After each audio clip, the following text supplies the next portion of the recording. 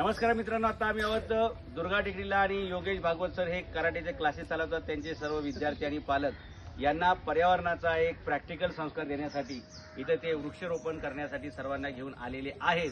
असंच मला वाटतं प्रत्येक पालकांनी प्रत्येक शिक्षकांनी आपल्या मुलांना एक संस्कार दिला पाहिजे की आपण जगतोय तर किमान एक एक झाड तरी लावा आणि एक झाड नाही लावता तरी चालेल, पण एखादं झाड तोडायचं पाप तरी करू नका. आहे ती तरी मेंटेन करा. मग अशी अशोकरावांनी सांगितले की जय जिजाऊ जय शिवराय. जिजाऊ म्हणजे काय? जिज्ञासा, जागृती आणि त्यातून होणारा उत्कर्ष. आपण या देशामध्ये जगामध्ये राहत असताना जिज्ञासू असलं पाहिजे. आजूबाजूला काय घडतं याच्यावर लक्ष असलं पाहिजे. जागृती असली पाहिजे आणि जिज्ञासा जागृती असेल तर त्यांचा उत्कर्ष होतो.